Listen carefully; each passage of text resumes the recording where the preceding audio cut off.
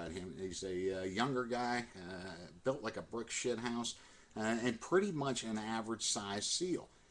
I think he's, he's down here for the courses. Just a little bit under 6 feet tall, really built like a brick shithouse, like a frickin' fire hydrant. But I bet 185, 190, so a little bit heavier than most SEALs, and it's all muscle. The average SEAL, a little under 6 feet tall, 170, 180 pounds, but the cauliflower ears give these dudes away, as a dude you really don't want to mess with. And he has done some really cool things down here to the course, showing guys putting dudes in submission holds with one of these. I saw him take out a pencil one day on a guy's hand, and he wasn't stabbing it. He just manipulated that pencil around that dude's hand, and that was it. Stop what you're doing. So he's a badass. He's got a ton of experience. Oh, and by the way, Mr. Black has been called the finest student to ever go through sniper school in its history in SEAL team. So he's going to be helping out a lot down here doing the sniper training. He's already been down here a lot for the courses, but me and him have spent a lot of time together roaming around these training areas, getting fields set up for you guys to stock, and getting all the weapons ready and all that other stuff. So he's quite the badass. Let's give him a call, all right?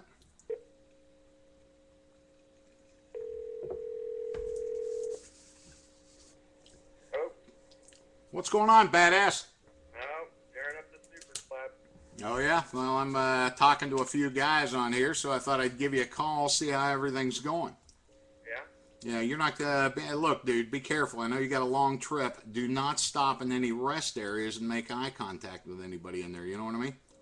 That's number one rule when you pull into one of those places. No, it's number 2. Drinking out of a straw is number 1. You remember? Yeah, that's true.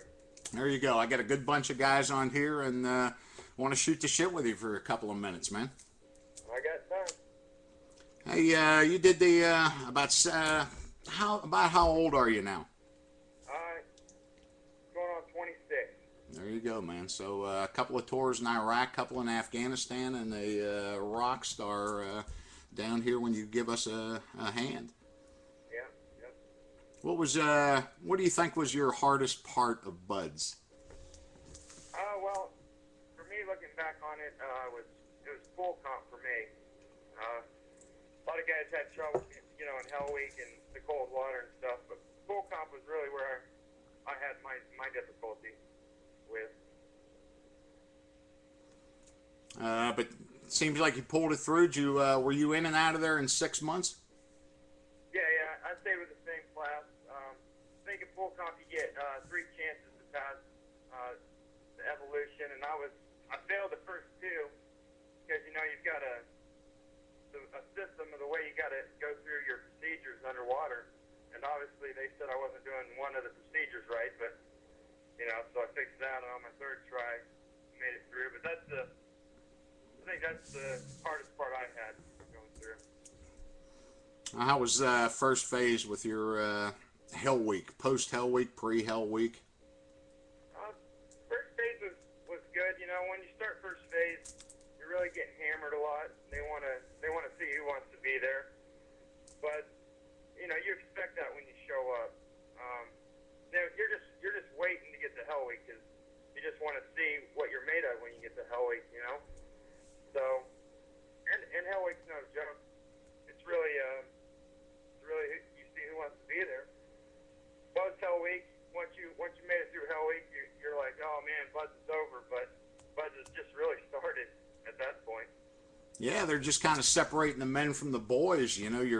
You've just proven you're tough enough to be a SEAL, making it through Hell Week. Now you got to prove you're smart enough to be one. Yeah, exactly. And that's good. With the pool comp, I'm seeing a lot of guys talking about it. The pool comp and SEAL team, really go hand in hand because you're under a lot of stress, a lot of pressure, and you have to correctly follow procedures. And in the end, in the big boys club, SEAL team, if you don't do things correctly, somebody gets killed. Yeah, that's exactly right. Because most people can get beat or run 12 miles, but when you're underwater and you're holding your breath, it takes a lot of mental strength to get through that. and to follow the when you talked about it. See, we talked about this the other night as well from someone else that had trouble with that. It is procedures. And while you're holding your breath, while you're turning blue, while the instructors are ripping your mask, your fins off, and twisting you upside down, you have got a set of procedures that you've got to correctly go through, that they have applied a tremendous amount of pressure on you to, kind of not be able to do it. And let's see who wins. Yeah, exactly. That's where the men are made, I think, underwater. Oh yeah, oh yeah, yeah. You figure out real quick who you are underwater, and buds. Buds is certainly one thing, but I think we'd agree that some of the shit that goes on in SEAL team, man, just blows buds straight out of the water. Oh yeah, definitely. How'd you, Mr. Black? How'd you get interested in SEAL team to begin with? You remember? Well, when I was, I'd say like 5th or 6th grade, I did a report on the SEALs. I'd heard about them, and I did a report. And then after that report, I was like, what? These guys are pretty badass. I kind of want to do that. So the whole way through high school, I told everybody that I wanted to be a SEAL, and everybody kind of knew that. But I didn't even really think I was going to. I just kind of said that. Then I graduated high school and didn't know what I wanted to do. So, I went to college for a semester, found out that I did not want to do that. And I was like, well, September 11th happened, and I was like, I might as well go and try, or I'm going to regret it for the rest of my life. So, well, here I am today. Oh, how old a man were you when you went through? I just turned 19 going into, once I showed up at BUD, I just turned 19. How many guys were in your class when you started? I think we started with 183 guys and finished with 47 guys, I think. But only 20, I think it was 23 original guys out of the class. The rest were rollbacks. Yeah. It hasn't gotten any easier. We talked about that last couple of nights ago with Bill, the BUDS instructor, a good friend. You met Bill down here for one of the courses? I think so. Yeah. Big head Bill. And he, as much experience as that guy has out at BUDS as an instructor, he was very quick to admit that you guys now have it harder, especially the guys now. They have it even harder than when you went through, let alone me. I think my time in BUDS was guerrilla and trench warfare, man. Just beat and beat hard. Now you guys are being beat smart, and the technical stuff, the skills that you're taught there. Yeah, well, that's the thing with anything. The longer you do it, the more you can redefine the way you do your training. There you go. What about what'd you do prior to going to BUDS? How'd you whoop yourself? I mean, did you play any sports in high school or anything? Got you ready? Yeah, I played football through high school, and I was a big wrestler. So I think wrestling had a lot to do with my mental strength going through BUDS. But the way I prepared was, I got on the internet just like everybody else, and I looked at everything that says how to train before you go to BUD. So I used one of those programs. I really didn't fit it to a T. I just kind of did what I thought I needed to do. I'd never met a SEAL before I went to BUD, so I had no clue. I was basically in the dark going in. What kind of PT did you do getting ready? Just a lot of calisthenics. Started running a lot more. The thing, I thought I could swim, but I found out real quick I couldn't swim when I got in BUD. So, biggest thing I would do is, just go to the pool and start swimming, start learning some technique. Even if you don't do the combat side stroke, just getting in the pool and swimming laps, you're going to be a lot better off than most guys. And I grew up in the Midwest. There really wasn't anywhere for me to swim but a pond or a lake. So I had no idea what the open ocean was going to be like. Yeah, there's not a SEAL out there that does not remember his first night ocean swim. That's for sure. Oh yeah, I can remember that one. That shit'll wake you up, man. That's where you figure out, wow, I'm in this ocean at night. I got this guy next to me, and we're it. And pretty scary there. You remember it, but you start pushing past that. Bumping into you. Yeah. And we talk a lot to the guys here. You know, they don't just like you, man. They don't have a pool to work out in. They got a pond or a lake at best, and God, poor some of these guys that live up north don't have any access. But you know, you do as much as you can in the pool, and Buds is the only thing you can show up for sloppy at Buds is swimming. You got to be strong enough to get through that PRT test to get into Buds. But you can show up there like I did, and it sounds like you did, a very strong ogre, you know, thing that is propelling himself through the water, and they're going to tighten your ass right up. You're going to get extensive swim lessons in Buds, right? Yeah, that's exactly what happened to me. I basically just swam to pass that test. And once I got to Buds, they completely break you down your swimming technique, and you learn a whole new way to swim. And that's one thing, when you get there and you start swimming, that's all we did for like the first 6 weeks is just swim. We were constantly at the pool every day swimming. You know, and they're constantly defining your technique as you go through. Yeah. Hours, you know, I don't think guys really understand. They can't get it from videos and really comprehend it, but you know, you just swim for hours and hours and hours and hours a day, you know, in first phase around that pool with the instructors walking the sides, critiquing you, trying to perfect that stroke, and you know, definitely jerking your ass out and tightening your shit up. And oh yeah, they start learning names real quick, you know. And you got to, you know, you got to be strong enough to do it, man. yeah. What do you think out of all that in Buds? Would you have, you know, if you had to do it all over again, what would you have done a little bit differently, perhaps? Well, when you go to Bud, they're basically turning you into a triathlete, is what they're doing. So, I think I would have just tried to get in better shape, but I don't really know. I was young and I really didn't know what kind of shape you had to be in when you got there. But you just want to kind of be in the triathlete shape, you know, where you can run, you know, all back to back too.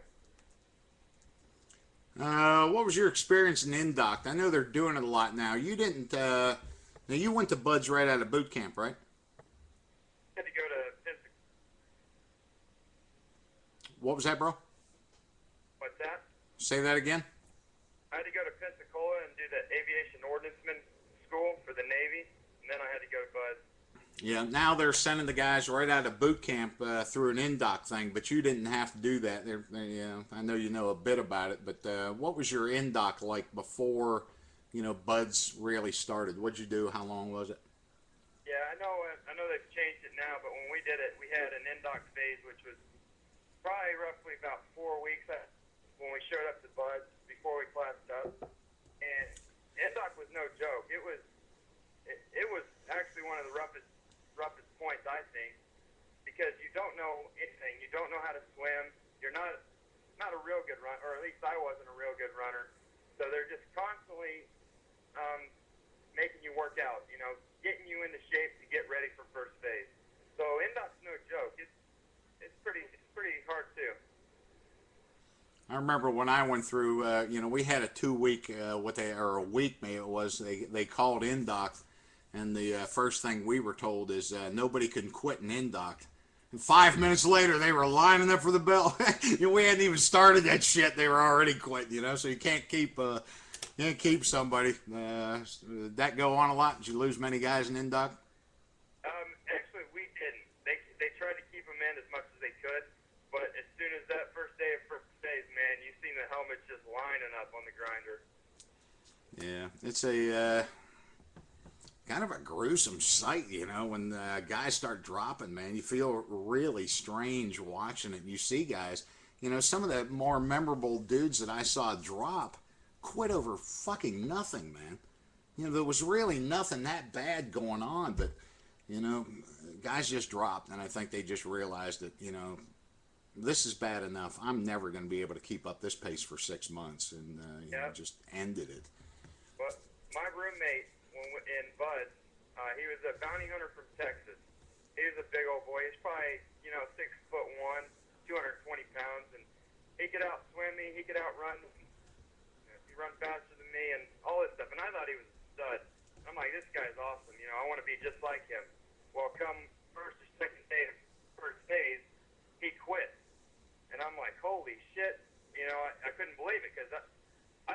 quit before him, if anything. And come to find out, he quit just because he had to get in the ice boat. And I was like, are you kidding me?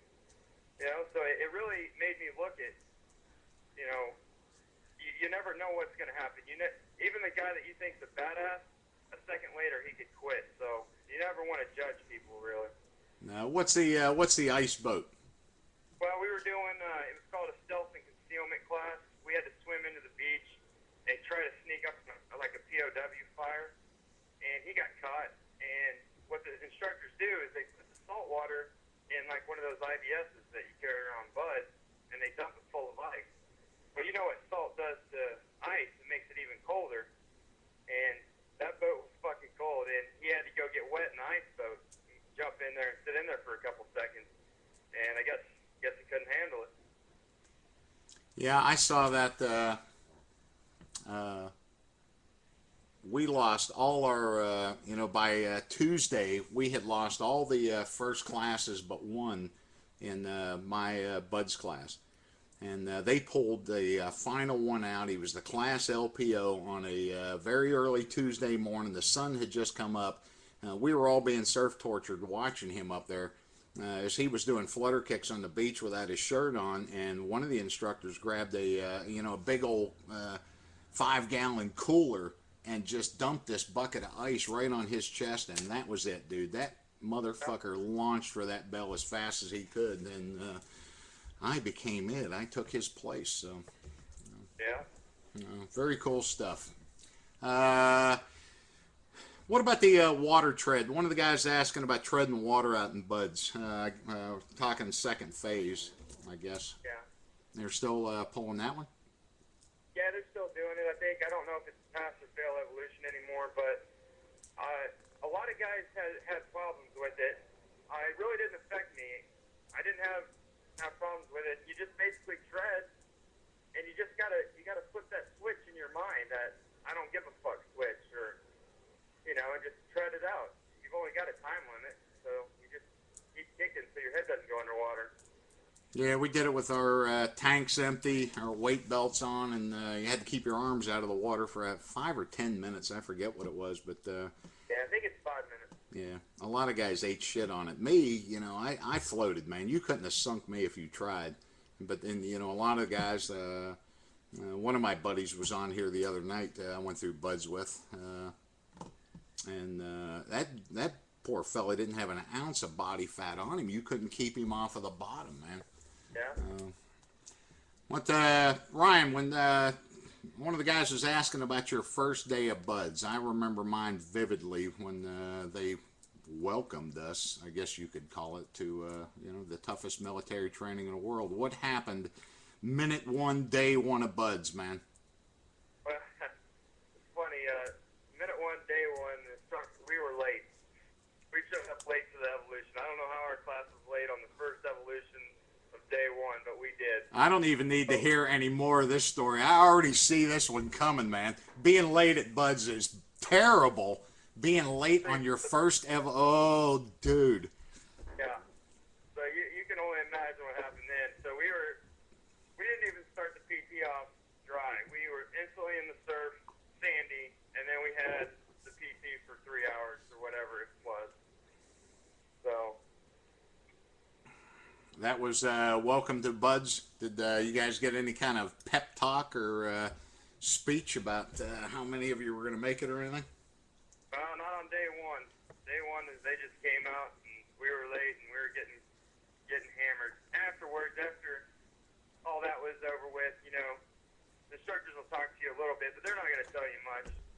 They're just going to, try and keep you in the dark about stuff. BUDS is always a big mystery, and they don't like revealing a whole lot of secrets of what goes on out there, until you do them. You know a lot, but, I remember when I checked in to BUDS, walked through the compound, and the class ahead of me had the boats over their head. They were in the compound. They had the boats over their head, the entire class. They had their sea bags, which are big green duffel bags filled with sand. And they were wearing their face masks, and every once in a while as I was watching these dudes in horror, one of the guys would reach down, drop an arm, and he would open up that face mask on his face and just let this cup of sweat hit the deck beneath his feet. And I thought, oh, God, what in the hell have I gotten myself into? But, you know, shit worked out, man, you know. And like you know, that's a really good, you know, the guys that we talk to on here, you know, a lot of guys ever hear about buds is bad shit, you know. And then when you hear guys like you talk, or me, or any of the other guys, man, we were ready for it. Bring it on, man. Let's go to Hell Week. Let's do this thing. I wanted to do it, man. I was fucking lined up. Exactly. You know, it was the test. It was the ultimate test for me, and I wanted to prove myself that I could do it. You know, and as soon as guys started dropping, that gave me that was fuel to the fire. You know, I was like, man, if he can't, guys just keep dropping. You're like, I can do this shit. It ain't even that hard yet. You know, just bring it on. Yeah, it never got the... And guys need to know, you know, I had a lot of fun in buds, you know, being around guys with the same interest, you know, and just looking up to the instructors and, you know, just everything about buds, you know, just, you know, appealed to me. You know, I just wanted to be one of those guys. I wanted to learn more. I wanted to prove myself, you know. Yeah, that's how I was. You know, get it done. But there's a lot of dudes that realize out there real quick that SEALs work very hard. And it's kind of nice when the guys come down here to see. You know, I tell guys, you know, that really want to go through buds, that if they do not share some common traits with me or a guy like Mr. Black here or all the other instructors on there, then you have a problem. You don't need to share our personality, our dark sense of humor, but you need to have that work ethic, that ability to show up on time, to have your shit together, to not slow anyone down. And if you're just a stumbling, bumbling, fricking knucklehead that can't, you know, get anything done, man, you got to really take a good hard look at yourself, because, damn, going all the way through boot camp and all the physical and testing and everything to get out to buds, only to find out there that, you know, it's over. And very hard thing when guys fail. Everyone regrets it.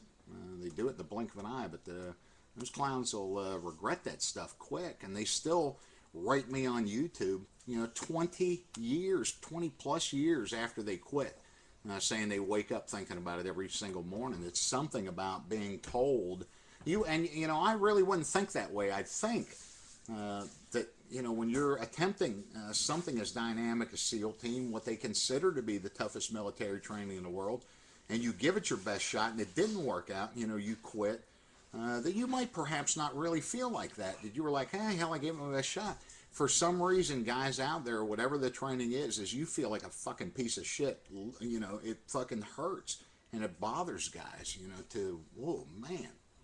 Yeah, I think why is because a lot of people don't think about it before they do it. And once they do it, and then they go back and warm up and put on dry clothes, they think to themselves, they're like, wow, you know, that wasn't as hard as I thought, and I can really do that. But by that time, it's too late. I've seen numerous guys that a couple hours later, you know, just one, they're just like, man, I can't believe I did that. I wasn't even thinking when I did it, you know? Yeah, I've heard that too down here as well. You know, some of the guys that have called me that have not made it through, that have come down to the courses, said it struck me strange because, you know, when you and I were in buds and the guys that dropped, they were gone. We never saw them again. They were whisked away very quickly. And so you never really got a chance to talk to these guys. And you had been together for weeks going through this stuff in a lot of cases, or months. And all of a sudden they're gone, and you never really got to talk to them about any of that. But the guys that I have spoken to that have been here, not made it through, they say they don't even remember doing it. So it's kind of a strange thing to me, you know, when they say that, they go, all I heard was the bell ring the third time, and it was like I snapped out of a trance or some shit, you know. Crazy, man. Were you saying something? No, I just about lost you, but I'm good now. Yeah, it was just kind of crazy the way it all happens to the guys, and it's just a moment people have where they run into walls. That's what we call it in SEAL Team, and guys have run it, whether you're above the Arctic Circle or, you're underwater doing something, or you're in Iraq or Afghanistan is one. It's just you hit that wall, and you rely on your teammates to get you over it, around it, and then you do the same for them. Yeah, so, that's exactly right. It's tough, man, but I think a lot, what you had said, guys really, nobody knows. Buds is a huge mystery to everyone until you get out there. No matter how much bullshitting I do on here talking to you guys, man, it's still a mystery until you get out there, and you just got to go out and do your best, man, and be in the best shape and best prepared you can to get through that training and see where the chips fall. And if you give it your best shot, if you give it 100%, you got nothing to be ashamed of, man. Get out there and get it done. Yeah, exactly. Any guys in your Buds class drop and come back for round 2 and make it? Not that I know of, but there was guys there that had done it, that were in my class that made it through. There you go. Sometimes it takes that round 2. Guys aren't prepared physically or mentally for that. They're just not, and they come back for the second time and they do it. Yeah, I've talked to guys like that, and I'm glad I did it when I was 19, but I've talked to guys that say they're glad they did it when they were 23 or 4 because they don't think they could have done it at 19, and I don't think I could do it I could have done it at 24 or 5 as easily as I did at 19. So yeah, it depends on the person and how mature you are at the time. 6 of one, half dozen of the other. You got to get it done, but you got to get out there. That was a big topic the other night. Frank Davis, I think, was on here talking about that. Get the balls, quit talking about it, quit procrastinating, whoop your ass into shape, and go for it. Got to get it done. Got to get it done. Yeah, and if you don't, you're just gonna question yourself the rest of your life. Well, it doesn't help, and we have a good time with these guys, don't we? Oh yeah, it's fun. It's a great time. Yeah, good bunch of guys that come down here. Most of them are young guys that want to become SEALs, and we get a lot of other dudes that want to be. We had one guy that was a big, he was all into reconnaissance, Marine recon dudes. And a lot of those guys. I see the dude with the PJ stuff on here. This guy comes down, just wanting. There was nothing the Marines had or something. He was wanting to be a big Marine recon dude, and who the fuck pulls up? Bill the Buds instructor is doing something with Zodiac boats, and his buddy, his driving buddy, is a big old former Marine recon dude that pulled up here and stayed the night. So those two got to shoot the shit. We have everybody down here. This place been glorified by Medal of Honor winners and everything. What? You see some of the guys come down here, but we get it done, don't we? Yeah, we do. Hey, tell us about a little bit about your, I didn't want to brag too much on you, but that term that you currently carry around, the best guy to ever get through sniper training, that's a pretty powerful title. Squeak through is what I'm getting. Nobody caught you cheating. No, you ain't cheating, you ain't trying, Yeah, right? yeah, that's the other thing you learn right out there in Buds. If you ain't cheating, you ain't trying. But yeah. Get down here and give me some help when you get done with your Christmas stuff. We'll have a rocking good time here with these guys during this new sniper course thing we got going on. I think there's a lot of good stuff set up, and you guys will learn a lot. It's a lot of guys, when they write or they talk to me, they want to know about things, how to become this or how to become that in the SEAL team. And one of the big ones is sniper. And it seems like it's a great mystery to these guys, but I think you can tell them it's as simple as asking to go. Yeah, your platoon, you can pick whatever schools you want to do. If you want to be a breacher, sniper, comms guy, and I wanted to be a sniper, so I just asked. They sent me. There you go. How many platoons did you knock out before that? That's not typically something a new guy gets to go to immediately.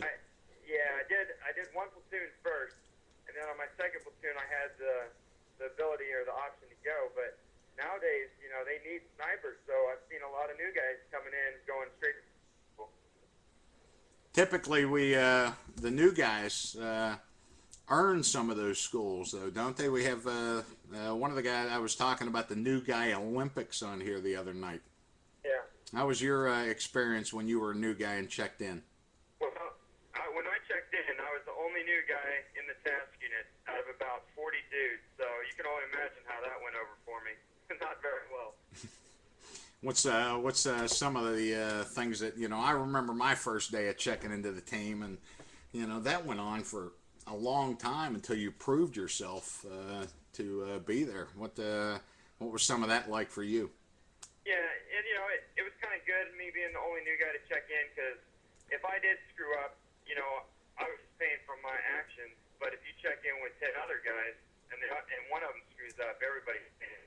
But it's got its ups and downs. But you've got to prove yourself once you show up to the team that you're pretty and you get the job done. And as a new guy, there's a lot of jobs that you don't want to do.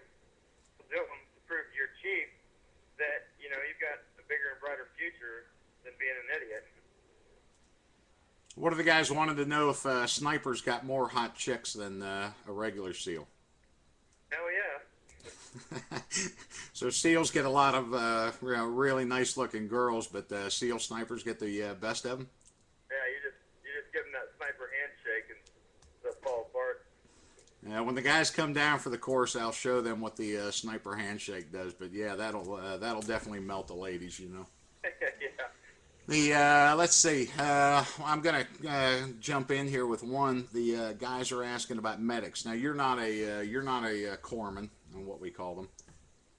No. But you are one of the snipers in a platoon, and in each platoon they have two of everything at least. And two of the SEALs in the platoon are corpsmen. They're the medics for a platoon. We're talking 16 or 18 man platoons. There's two corpsmen, at least two snipers, at least two free fall and static line jump masters, two dive soups, two of everything we have. So when we go, have you ever known any corpsmen that were snipers in the teams? Yeah. Well, it's kind of rare. Tech school's so long, and sniper schools will get those two schools unless you've been in for a couple years. But I've known one or two. How many officers have you known to go through sniper school? I've only known one. Because now they don't let officers go to sniper school because officers don't need to be a sniper. They need to look at the picture of things and get you to war, as they can let an E5 or an E6 take the sniper billet.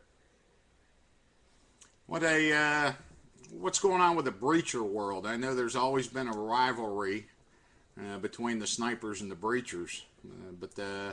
you got a little bit about breachers and breacher school for these guys? Well, it depends what you want to do. You can do both if you've been in for a while, but if you want to blow doors in, blow walls up, just blow everything up, you go to breacher school, or and they say sniper school is the hardest school in NSW, so if you want to prove yourself there too, just head off to sniper school.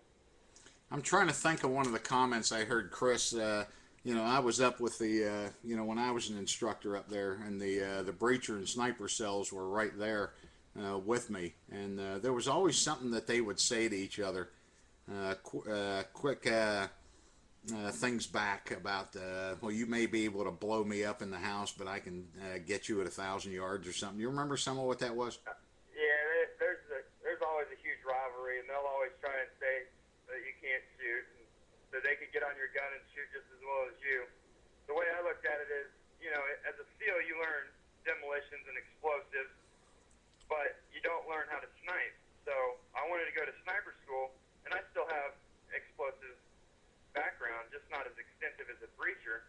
But I think anybody can learn to be a breacher. There's not a whole lot of guys that can be really good snipers, And who gets the most checks now? Be honest, breachers or snipers? Well, it's always snipers because they're a lot smarter. The breachers are your big dumb guys. Big dumb guys carrying a lot of explosives. That's pretty good, bro. Everything is they'll just blow it up. And how'd you like sniper school? We had the guy that runs it here talking the other night, but how'd you like it overall? It was a hard school, and really have to get in the zone. You don't have a lot of leeway in there. You've got to get in the zone, learn all your shooting fundamentals, and just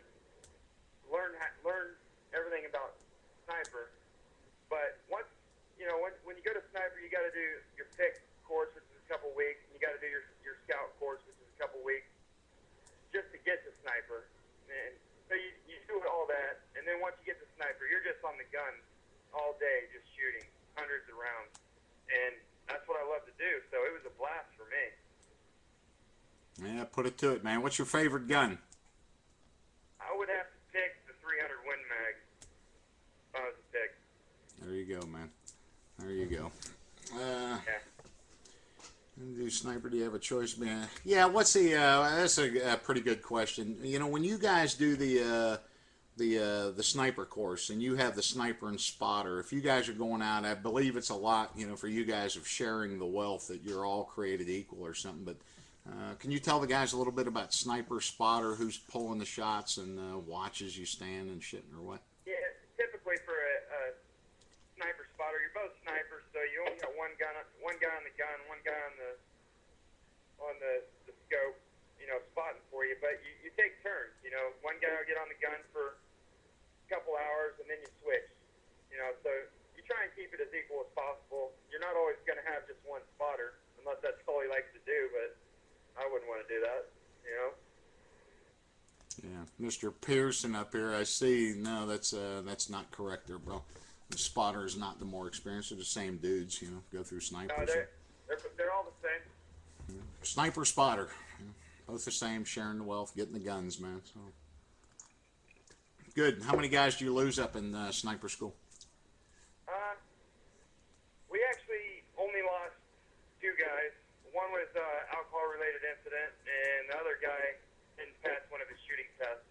The good thing with sniper is that they don't expect you to be an awesome shot when you show up. You know, just like swimming and BUD, they break it down to the basics, and they build you up to make you become a good sniper. So you don't have to go in there and just be a badass shot. Yeah.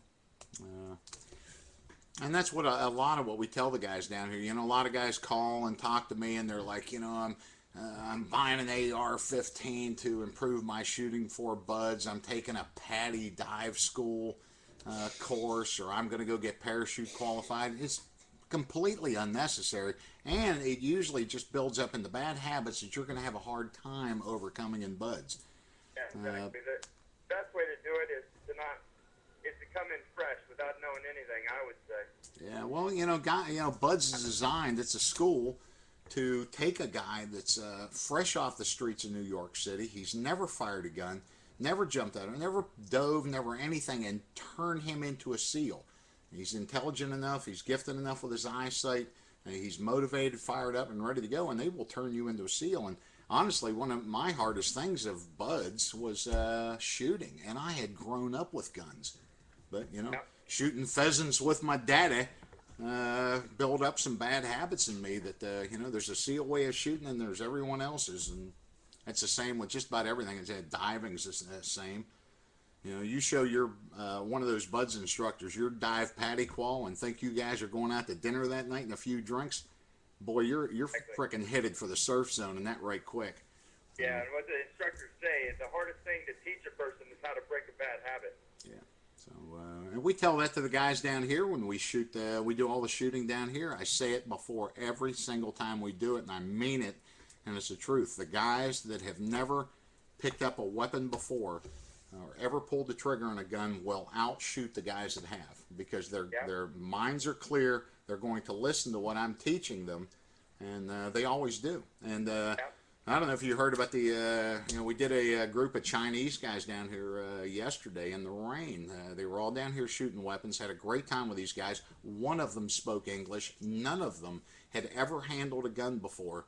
And even through the broken English and what we were doing to get them ready just for marksmanship, those dudes were shit hot.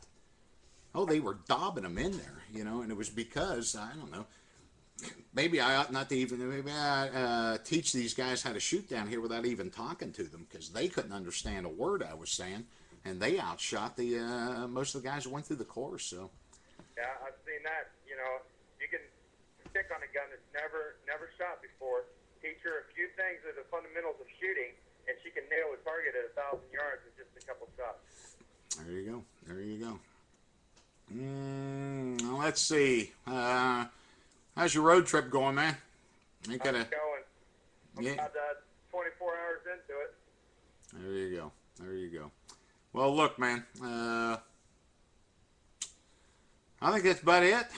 I think that's about it. I'm going to take a few more of these guys, but stay safe out there tonight. Give me a yell when you get back. Mr. Black has a gun I'm interested in, and we'll get that thing for the guys starting in April, man. Going to be around. I'm even going to bring out the gun I won sniper. Have you guys take a couple shots on it? Oh. Pretty badass gun. Okay. All right. Stay safe out there, bro. Merry Christmas, and give me a yell when you're back in town. Thanks for tonight, bro. Yeah, I'll see you guys. Drive safe. Later. Bye. What a badass. That dude, man. He is just a pleasant, good-looking, well-built, just nice. Just answer any question you have. But, oh, boy, if that guy gets a little bit of a stern look on his face, man, he will send you straight up a tree like a cat. He is a very, especially with those, those cauliflower ears, he is no one to fuck around with, man. Absolutely no one. And he's got time and spec war to do it. But, started out as an average guy, is an average guy. He's a very modest guy. That's what SEALs are. Not some big, loud, boisterous guys. I guess I am, but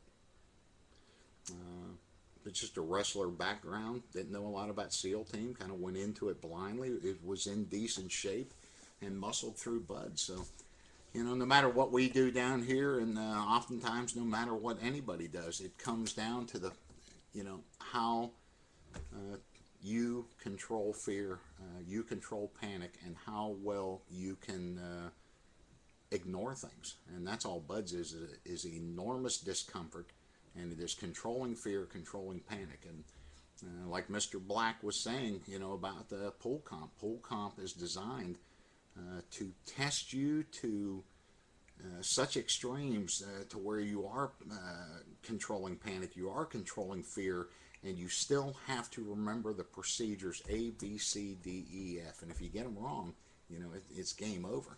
And that, that's what SEALs and SEAL teams all about. And there's no one that can prepare you for something like that. You either got it or you don't. Here, we educate you guys on what's about to go on out there. Do the best we can, but we are not the ones dragging you down to the bottom of the pool and seeing what you're made of there. And that's all SEAL team. No matter how bad it gets, no matter how scared you are, no matter how tired you are, no matter what, you have got to be able to maintain focus and be rational, reasonable, and figure these things out and get them done. No time to run around screaming like a schoolgirl out there, all flipped out. In SEAL team, and that's where guys find it out in BUD. So you can be the strongest guy, you can be the smartest guy, you can be just about everything, but it's that big scary ocean out there that separates the men from the boys, and that's a fact. And I saw a little bit of a question right here about how did you deal with the ocean or what it is. You don't give a shit. Everybody remembers their first night ocean swim, but you quickly push past that because you have a mission to do. You have an objective. You have somewhere where you're going. If you're swimming in the ocean one night, you have somewhere to be. And that's all you're consumed with. You are not thinking about sharks. You're not thinking about all that other shit or anything else that's down there. You're thinking about where you're going and what you're going to do when you get there. And that's it. And there are plenty of guys who do not think that way. That worry about sharks and worry about things in the water and worry about drowning and just worry about everything, and but there's none of them in SEAL team. They don't make it through BUDS, and that's I don't know if you can teach yourself how to do that or not. That's just kind of what it is. You get out there, you give it your best shot, and you see what you have, and drive on, man. Oh, let's see, winter warfare. Know more about winter warfare SEALs. Wow, that's a wake-up call. That's some brutal shit, man. Being a SEAL, just in general, is cold. Breaking ice on dives, coming up to find where you're going and busting your head through the ice, at night somewhere in a harbor, trying to get to your target and place your mine. That's one thing. But the Arctic, man, the Arctic is the most unforgiving environment on this planet. I have been to some of the worst deserts and extreme heat And as long as you've got a little bit of water and a little bit of shade, you're going to be fine. There's nowhere on this planet that you won't with a little bit of water or a little bit of shade. Miserable, it's uncomfortable, and it sucks. But the Arctic is where you separate the men from the boys. One simple mistake up there is going to cost you your ass.